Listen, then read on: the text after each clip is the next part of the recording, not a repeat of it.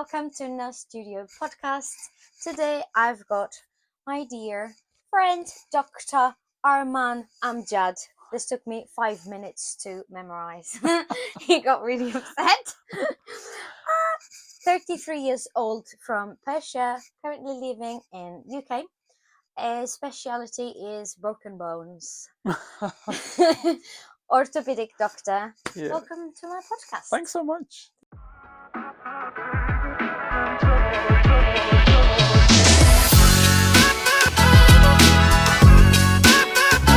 So I want to ask you, what brought you to England?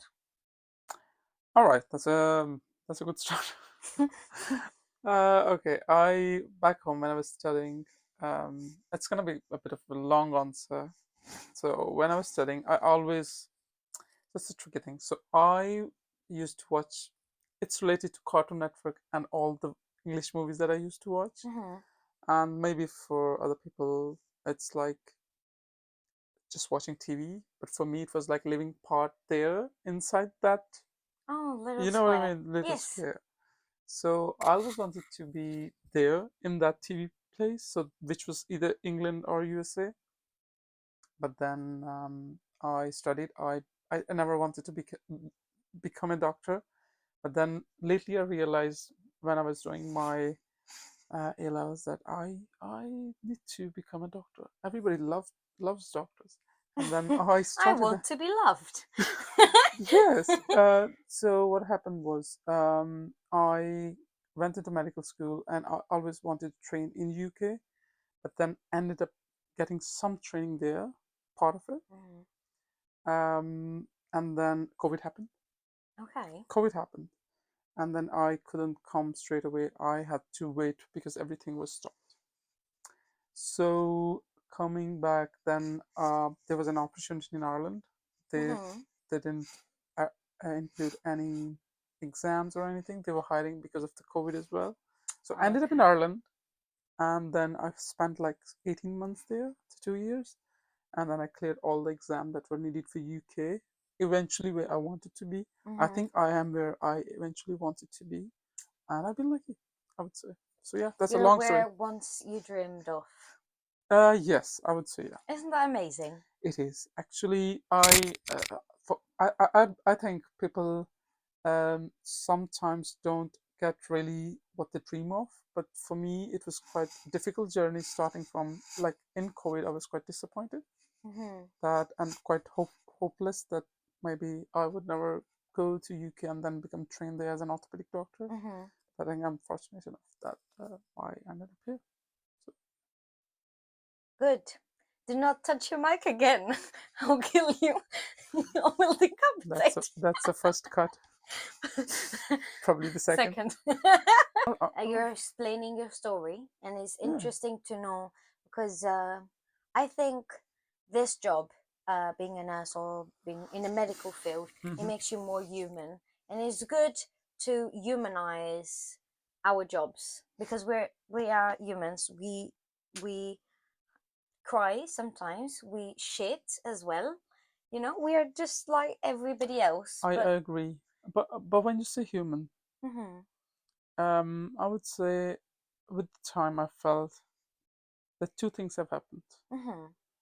The time meaning while you were becoming a doctor, the journey. And since I've been a doctor, that one thing is knowingly or unknowingly we all get insensitive, not in a bad way. Like we don't if someone from non-healthcare will see a person with a road accident, he would obviously will be shaken. For us, it's not that shake thing anymore. We just don't get really bothered and we actually go help them. For us, we have been a little bit insensitive with the bloods, with injuries, with anything more gross. But in the meantime, you'll be curious to know that we get more fearful. Like when I'm driving, I'm more careful than other people because I know eventually what can happen. So the two things. One is we have become insensitive to few things that other people get very sensitive about, and we have to keep the human side just to keep up with the patients, but then the things that make us more fearful when we're doing certain things, maybe I won't jump a 10 feet wall, maybe another person, normal person would, because they don't know what can happen, but I know what can happen. So I think that's a very good point. mhm, Very, very mhm, good. But throughout my journey, mhm, I like to think, because at some point I was thinking, I can't feel anymore. I can't feel things anymore. The thing is, I can still feel things. This is my way of thinking. yeah, yeah, So I still feel the things. I still feel sorry for them. mhm. And I said this on my previous podcast. I just don't take that intensity home. I still feel sorry for them. I'm still compassionate. I know what you I mean. think that's I what think you it's want very to relatable. say. Yeah, yeah, But it's not like you'll be destroyed inside as other people would, because that's not their daily reality. That's our daily daily reality. reality, exactly. Yeah. So But as I've seen you on act, and you're a very caring, compassionate, and kind yeah, person. thank you for that. So yeah, it's just becomes a bit more normal to your daily Yeah, life. exactly. You Yeah. can have like three amputated legs seen the same day, and then you end up having your lovely dinner afterwards. Just I won't say we're not thinking about it. We did like one time recently last month. There was a road traffic accident where one of the patient actually lost his leg, and he was young. And at the moment, I was just treating the patient and that whatever happened to him. Mm-hmm. But eventually, when the next day I realized we cannot save his leg, and I ended up thinking about it that such a young guy, if I was there, Mm-hmm. I would have been wrecked. And but at the as I said, when I was there seeing that amputated leg, I wasn't really that much about it because I was trying to treat him rather than feeling about it. Mm-hmm. But once he lost it, and then I went back home and I did think about it. But this did not stop my life or my meal that day or anything. But it did affect me in some way that I cannot really explain. Because is of all the noise and busyness that we have in the hospital, Probably. you don't you it's like you've been trained not to be allowed to think and to take that emotionally. Like, Yeah. I could deal with this later, Mm-hmm. I'll just go home. Yeah. And then when you're home and having a lovely dinner, as you were saying, then you're like reflecting throughout the day, like what did go wrong, what did go bad, like brainstorming a little bit with yourself. Yes. And you're like, oh, actually, this and this. I think that's quite true. So when we are on a GC, like roughly if we are in any and we do like 12, 13 hour shifts, at that point, we are just, for us, patients are just a list on the number that we have to treat and then safely give them antibiotics or whatever is needed for them and pain management and everything and put them on the list for the next day. The thing is, at that point, we actually, you're right, you were right in that we don't really actually get the time to think about it until we go home, have our meal, or maybe small nap, and then we actually reflect. Mhm. It was a bad day. Because you just need to crack on. Crack on. Unfortunately, fortunately, it's how it works, Mm, because we yeah. need to be there for them, and it's a high demand, isn't it? Exactly. I get Yeah. that. So it can't be like, oh, sorry for you, sorry for you, sorry for you. No, it doesn't happen. Otherwise, you'll never get to do the list you have, Let's see. because it's a lot of people. I don't think people understand. I don't understand personally how much is the doctor's overload. Actually, this bit of the podcast is also to know a bit of all the job roles that are in the hospital, because there's thousands. Yeah. So I think eventually everybody, like, including doctors, nurses, all the sports staff, and everyone, even the transport, all everybody's helping for one cause, for the patient's goodness. Mm-hmm. But we all obviously have different roles. For us, like if I talk about my specialty, we have like different grades. Like we have the higher grade where there are people who are becoming consultants, doing some specialties. Like someone's trying to be a shoulder surgeon, someone's trying to be an elbow surgeon, someone's trying to be a hip and knee surgeon, someone trying to be a foot surgeon. There's So many. there's so many. And then there are trainees who actually, we call them registrars, and there are different levels from ST3, ST4, ST5, ST6 until ST8. ST meaning for specialty Exactly. training, Yeah. and then 1 to 3 is the level, Level. isn't it? Yeah. You've got to level 8, isn't Yeah. it? From 3 to 8. 3 to 8. Oh, really? Yeah. Also, you do FY1, meaning foundation year, just after medical Yeah. school, 5 years. Yeah. The doctors, they do foundation year 1, foundation year 2, and then you start ST3. No. So there's another thing. Oh, okay. So after foundation years, you become a core trainee. So foundation years, you learn right after the medical school. You go to the hospital and you do 2 years of internship to actually know different specialties what you want and actually learn the basic skills as well. With the core trainee, you're trying to decide either you want to do a medicine or a surgery, and it's like a general. It's more general. It's less general than foundation year, but still general. You can choose any specialty after core training. So core trainees, surgery trainees are like the ones that want to go to surgery, and then there's core trainees who want to go to medicine. And once they do, there are 2 years for core trainee as well, CT1 and CT2, and then they actually apply. Yeah. So actually, and then they apply for a training job. If after CT2 they think that they still need more experience, they can go for another CT3, but that would be not a training post. That would be a trust grade post.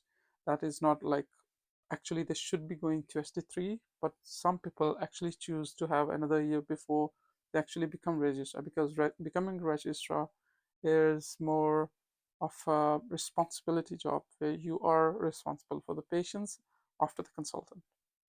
So you actually acting as a consultant if he's not there. Like when I'm on call, I am looking after the patients, but if I have any difficulty, I'll ring my consultant. All right. What happened here? He just touched his mic, and I shouldn't. I think it's my I looked at second him strike. like, oh. It's the second strike. I need to stop. And it's my first podcast, so Yeah. so I'm trying to Be acclimatize it. natural on this. So yes, coming back. So yeah. So You take the charge when the doctor, well, the yeah. consultant So, of. so they come the very next day, and everything that we tell them as a trainee or a registrar, they have to believe us. We are their eyes in the hospital, unless obviously there's a major trauma or something very urgent that they have to come see it. Otherwise, we are consultants' eyes in the hospital to really go through it. So yeah, I think that's how it is differentiated between foundation years, core trainees, and then registrars, and then there higher fellows who are doing specific super specialty. Yeah. I missed it actually. You need to cut this one. Super. I was actually saying sub, and then it had to be super, and then sub happens. Cut You're fine. this. Cut this. I think this is quite good. Is This it? is raw and natural. Yeah. Everyone does mistakes. Okay, go on. Right. That was quite good because it gives me and hopefully you that are watching a good perspective, a different perspective. Well, a new perspective, a different perspective, everything. Because I did know nothing about. What advice would you give to like the junior doctors that are considering a trust grade path All right. in surgery? So yeah, that's a very interesting question again. Thank you. Good questions. So yeah, for people who actually, so trust grade could be people who have been in UK, but it's mostly people who are coming from outside. They need to actually, I think it's very helpful that you come to the country, get acclimatized with the culture, with the hospitals, with the system, both NHS, how does NHS works, and then once you get to know it, you try to get onto the training scheme. You can try that. There are different. You can stay trust grade and become a consultant through a CSER pathway. It's called CSER. It's CESR. That's a different pathway. you can do that, but it's slightly longer pathway, and there's no guidance. There's some guidance, but not in every hospital, not in every Depends of the yeah trust you're yeah in. trust you're in. Like in here in orthopedics, in my hospital, there's still no proper Caesar pathway. I know, and then Sorry, yeah, very I restricted serious. myself from that. So yeah, okay, coming back. So What yeah, would advice would you give? Like you should kind yeah. of like do. I think so. It really depends at what stage of life you're coming here. Yeah. If you're coming like right after your medical school, I think you probably will follow the same path as the local uh, British doctors. But then, if you are coming later in your life, like in your mid 30s or early 30s or late 30s, then you have a very narrow, especially in orthopedic surgery, which is highly competitive. You need to choose either you want a longer pathway, which is for them easy because they might have trained back in their home country as well. But if they have not, then they have two pathways, either to go Caesar pathway or take training pathway. But as I said, there's number for on the application. There's a number of years since you have been out of your medical college. Your experience go against you. If you have certain amount of months, Mm-hmm. like if you have suppose 60 months in orthopedics, anyone who has 61 months will get a 0 mark or 1 mark. But whoever, I'm just giving an example. If you have done like 60 months, you'll get probably 8 marks. But if you've done 61 months, you'll get either 0 or 1 mark. So Mm-hmm. that goes against you. And that's like a big chunk of your application Career. numbers. Yeah. If you take 8 marks out of my application, I would not be able to get onto the training scheme. Mm-hmm. So it's good in terms of for trust care, I would say just when Can you you come. lie? Can you lie? Can you say, "Oh, actually, I've done this many," just to have a good grade? Uh, okay, so I didn't think about it. I didn't think about it, to be You're honest. a honest man. I didn't think about it. So people can do that, but then if you get caught, your GMC Yeah. and NHS itself, Mm-hmm. they can really suspend you, Mm-hmm. and there could be inquiries against you. Oh dear. GMC is General Medical Medical council, yeah. Council for doctors. Is S- the so what should we call it? Is the organization that yeah, regulates the regular doctors, doctors, yeah, and NHS is National yeah. Health Service. Services. So it's Just like NHS is, yeah, clarifying. yeah. That's a good thing. Maybe some people are watching from God knows where, They're all around the all the world, world, all around the world. famous. Yeah, as I said, there are people who are still trying to achieve their dreams, like I used back like 3 4 years ago. So they must be listening.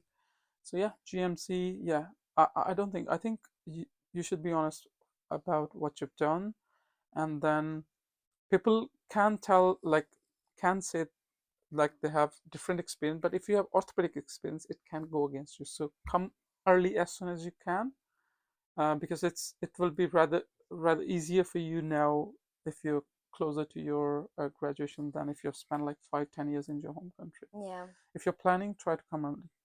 yeah. Yeah, that's my advice. That's got good advice. Yeah, I'm But giving you a lot of tips. I Yeah. find any advice is a good advice because Hmm. there's always so many questions when you're a newbie. Yeah, one more thing I would like to add. It's not about the hospitals, but once you come, um, irrespective of what your culture or what the background is, you have to be, um, what you call, uh, you have to have that personality where you can absorb new things. You need to learn the culture, Proactive, proactive, interested. and then you need to speak to people. If even if you're going out of the hospital, talk to people as much as you can in the outpatients. Try to hear to the patients, listen to the patients, so you understand the culture more. The more you understand, the more you can perform better. That's what I learned from my years That's throughout. so true. So I've tried the third time. Okay. Um, what I, coming back. So yeah, so talk to people, listen to the patients, and even if you're going out with friends, try, what you call, reflecting on what you were before and then what you are learning new, Mm-hmm. and then try to think about it and then devise that thing that new thing that you've learned into your hospital life, it can affect your career as well as you're understanding the culture. If you're not trying to understand culture and just doing your jobs, it will be very hard to actually communicate with the patients, because they don't know that you have a different background. They'll be speaking there that they have this issue, and then they went there. And if you don't know, and especially one more thing, if you look at it in a trust, try to go on the Google Maps and look for the cities and hospitals around it that refer the patients to a certain big hospital, so you know what they're talking about. Because sometimes if you don't listen to the patients, it gets difficult to really treat them. And So understand yeah, their do you know what I mean? life. Their Yeah, life. yeah. If you came from outside of UK as well, do you have something to think you? You know what? Yeah. Actually, I've got something to say. Yeah. My mum, she went to the doctor, Hmm. and the doctor, she was checking her bloods, Hmm. and she asked my mum, "Do you practice any exercise?" And I don't know if people are aware. My mum, she works. She likes her agriculture. Hmm. She's amazing. Oh, But in Portugal, people about mid age, I wouldn't say. It's becoming more of a habit to no. practice exercise Yeah. and sports. Yeah. But my mum, she's a bit old fashioned, Okay. so she does not practice much sports. Okay. So the doctor asked her if she practices Hmm. any sports, Yeah. and she said, "I do agriculture, Okay. and Like that's the my physical activity, sport." that sport. Okay. Because, and Fair then enough. I thought, I used to study marketing, and every brand, Hmm. you are a brand as a doctor, that you are selling a product, which is your service. Exactly. So you need to know where you localized. For Hmm. example, McDonald's, Hmm. not related at all to this conversation, but I will get there. McDonald's, um, for example, in Portugal, in the UK, in India, in America, is going to be adjusted to the culture there. Culture. Exactly. And this is what you need to do Mm. as a doctor, as I whatever think you're doing in your life. mm, You are selling a service, a fair product, a point. brand, Fair point. I think you have everything. explained it better than me. And I think, no, no, no, it's all good. Yeah. It's just different ways Yeah. of It's communicating. explained. Yeah. But I think that's very important, that you are aware of your surroundings. Hmm. And what you said is very important, Hmm. because I need you to unlock this. Because, thank you. Because otherwise, what you said is true. You can't really do a good job. You can't really sell yourself, because you're going to ask stupid questions like this. Well, not stupid, but maybe a bit unreasonable for Yeah. the community she's Community. having. Exactly. So the thing I was telling was, if you're coming out of UK, outside of UK, you need to actually not just look at your rota and your duties. You actually have to uh, learn the culture, the food, different type of foods, different hospitals around, The climate change, climate everything. change. How does it affects the local people? Like days are in summer here longer, way longer than supposedly Asia or America or somewhere else. But then in winter it's dark, cold, and smaller days, so people adapt accordingly. There's Yeah, more snow on the road here maybe than your country, yeah, so you need to learn like these different things, not just the hospital stuff, but the local things, so you can perform better. yeah. And Yeah, it's important to know that, yeah. because if it's snowing, you may think, oh, maybe people are going to slip more in their bikes, and there's going to be more trauma for you. Exactly, for So us. you need to do this Yeah, for us. critical judgment. Exactly. Yeah, I did ask Arman how is Rota, Hmm. because he's in surgeries. He's an Hmm. orthopedic surgeon, but he's also on the outpatients in the Oh clinics. yes, He yes, is on yes, the yes. wards, isn't it? Exactly. We have different roles. How is So a week like for you? yeah, so we like so medical doctors have different rota. For us in surgery, we have to go to theaters, we have to go to outpatients, we have to do any duties where we actually see the patients who are having acute fractures, like they bumped, they fell down, they broke their bone, and they came to any. That's where we are. and our 4 duties in the wards: patients who are actually going to get their surgeries done, and the patients who actually got their surgery done.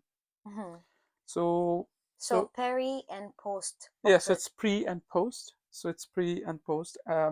So like my whole last week was actually 2 outpatients and about roughly 4 or 5 theater sessions.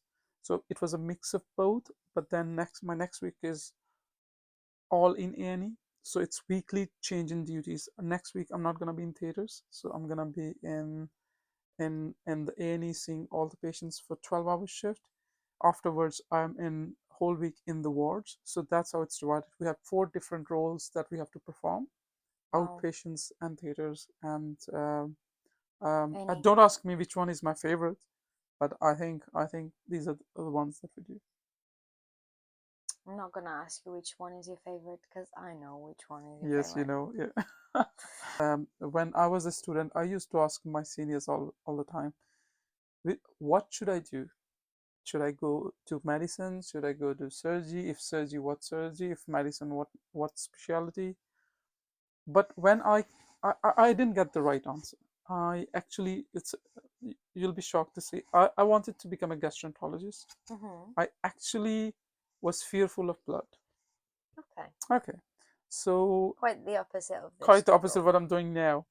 So as a kid, whenever I got an open injury, I'll show you something. So I had this injury as a kid, and once I had it, I saw the blood and actually lost my consciousness. I fainted.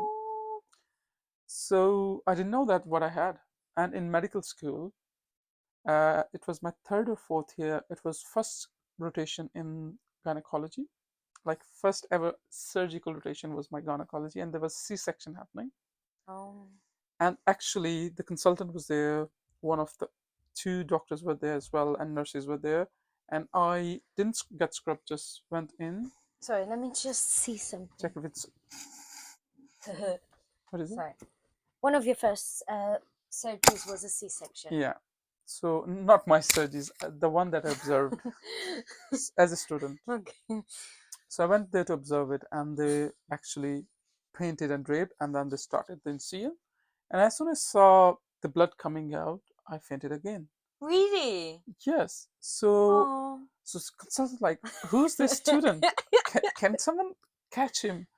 And one of the doctors described, and she actually carried me up and bring my legs up so the blood can go back to the heart, and then gave me an orange juice. I still remember that. And then I got my reconstruction. Like I had, we call it vasovagal stimulation, by seeing some blood or something. So I thought, okay, I can never become a surgeon then. That's quite what you call You felt disappointing. disappointed with yourself. Yeah. So I thought, in the medical, so I thought I'll just be a gastroenterologist or a dermatologist. I always wanted to become a skin doctor. Oh, really? Yeah, I do. But what happened was, then I watched YouTube. YouTube has been saving lives, so I actually watched how to help get help for my vasovagal.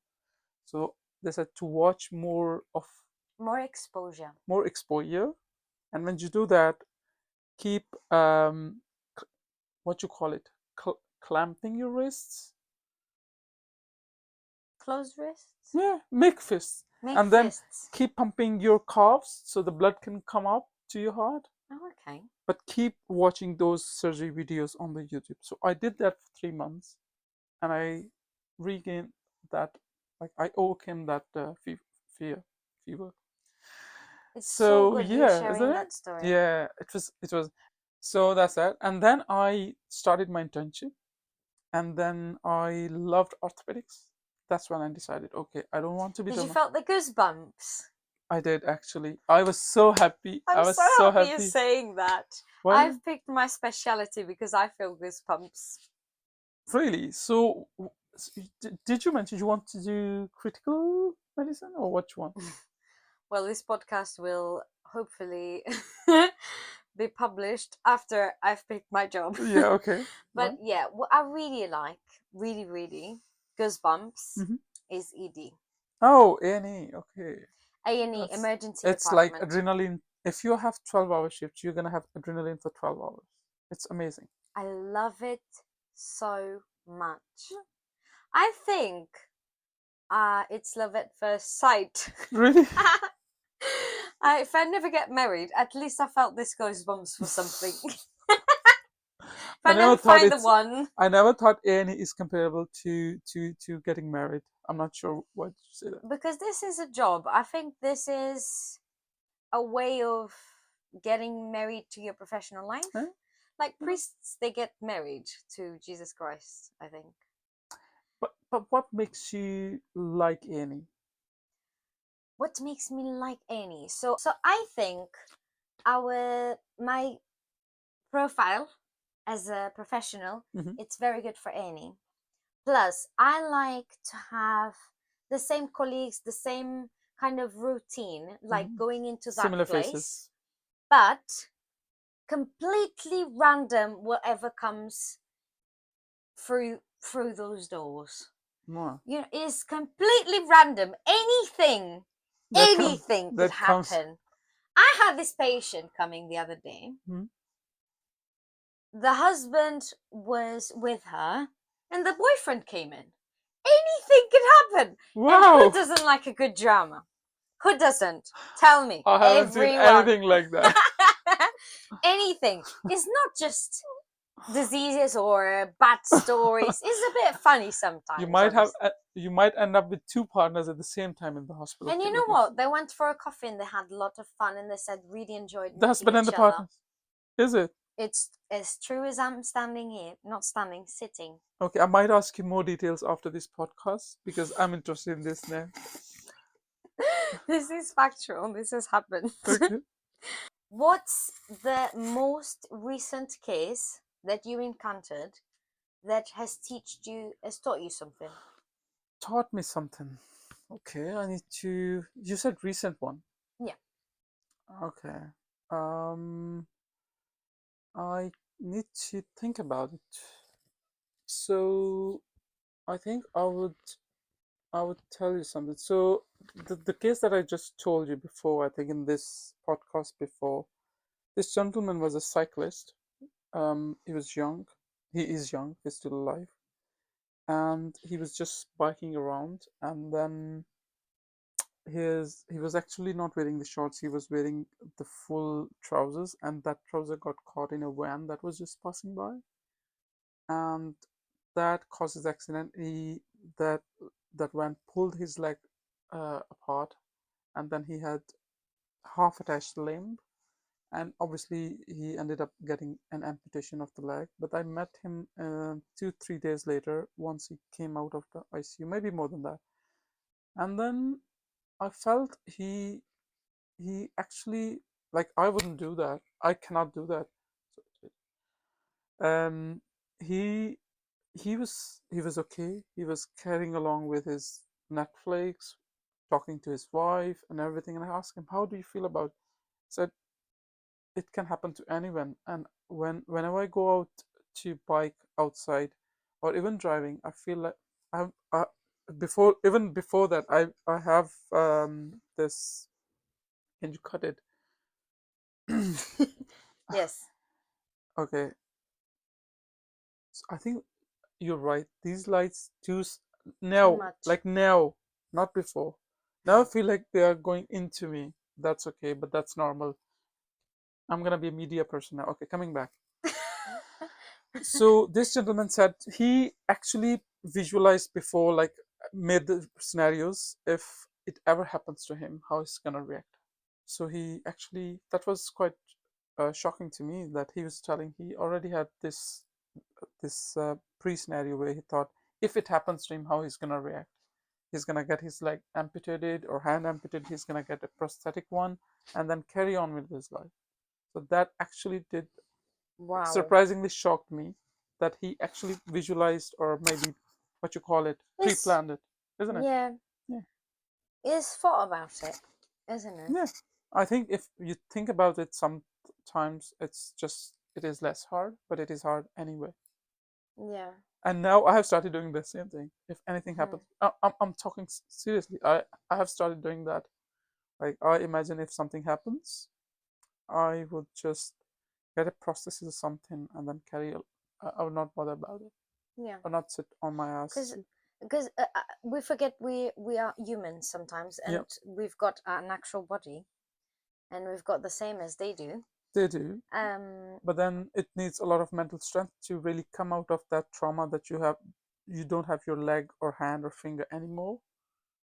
And then so sometimes our patients sometimes our patient needs psychological review just to come over the like amputations or anything that they've lost, either fingers or anything, to really get along with the life. Otherwise, it can get them depressed, like women who undergo C-section or they deliver a baby, they go for postpartum depression. So they need some psychological help.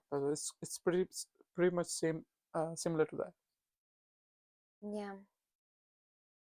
Interesting. So, because you are from other country, Yeah. and because you are a doctor, and because of your lifestyle, implies a really serious. I was not serious. Because of your lifestyle now, obviously your job does matter in your lifestyle, no matter what. Yeah. And I was just thinking, we were talking a bit about this earlier on, off camera. What do you think about being moving all the time for new positions? Obviously, in the hospital you're in, you are in different part of the hospital, so you don't really get to sit down and actually meet some people. Okay, so I'll just hand you this. That's fine. Thank you so much. Christmas gift. So okay, so I'm sort of person who actually, if I start, if I'm in a place and I make friends in the hospital or wherever I work, I feel like stay connected to them and to stay at one place. But since I've been moving, I've switched 3 countries at this point, and I've switched different hospitals. If you ask me, the way our training system is moving different hospitals, it's good for our experience and professionally. But then it's difficult to really uh, have a one place where you can come back to, have your own house or something. You can Don't get me wrong, you can have your house, but in the meantime, when you're moving around, you're seeing different people and then leaving the other people that you were actually getting along well behind, and then that just saddens me sometimes. It's difficult. But in the meantime, there's one positive that sometimes when you're in a hospital for longer, you just want a change. And, in some jobs, you just want change. You have been there for too long. And I think in that way, when we move around, we feel like we didn't even get tired of our job moving around. But the thing is that human connection, that that is not there. That is lost. Once you move, it's very difficult to have human connection. So, do you feel like you feel lonely? That's my real question. Oh my, are we allowed to ask these sort of questions in the podcast? Why not? Okay. Lonely. Yeah. Yeah. The short answer is yes.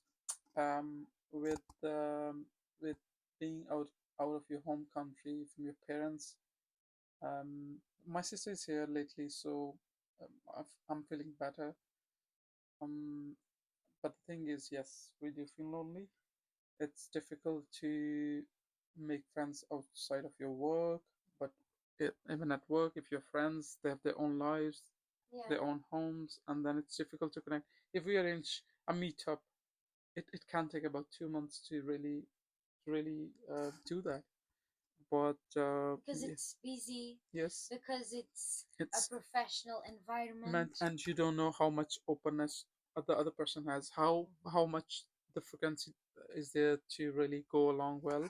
But then I've met doctors and nurses and other healthcare workers who actually do feel that they are alone. Sometimes they don't admit. You don't go into the hospital corridors saying that you're alone, but then yes, if you meet the right people, you know that they have been alone as well. I wanted to ask you as well, because I think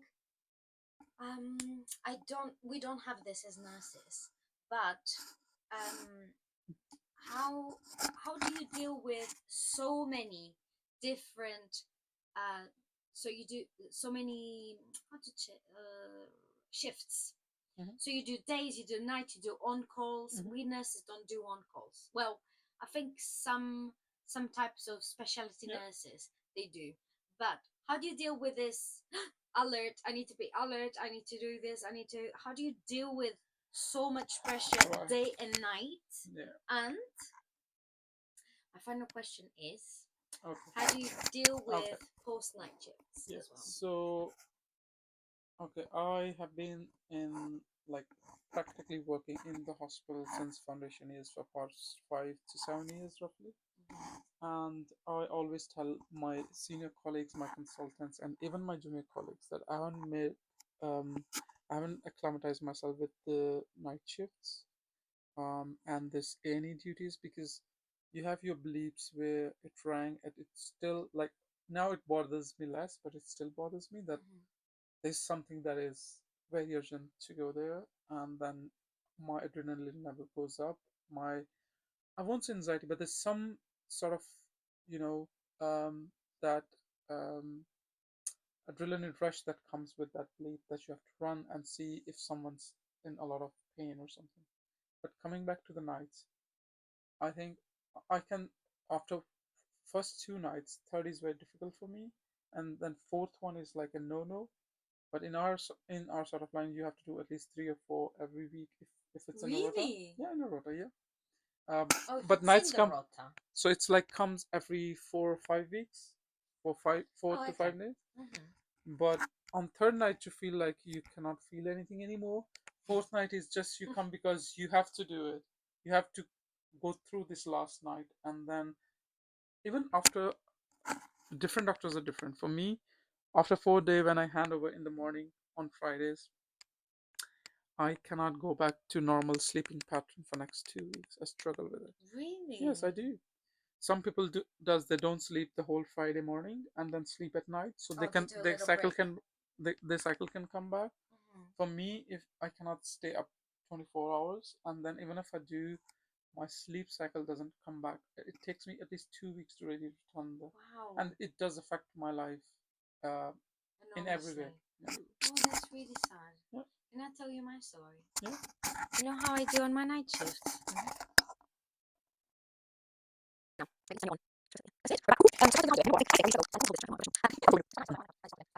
So be prepared. So I just run out of my phone battery.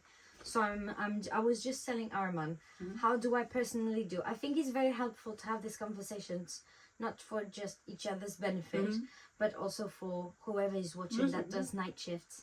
So what I do is about 12 o'clock I had my lunch, I start preparing for bed, I put my pajamas on, I do all my night routine. At about 1 to 3 or 4 p.m. I try to have a little sleep, a little nap.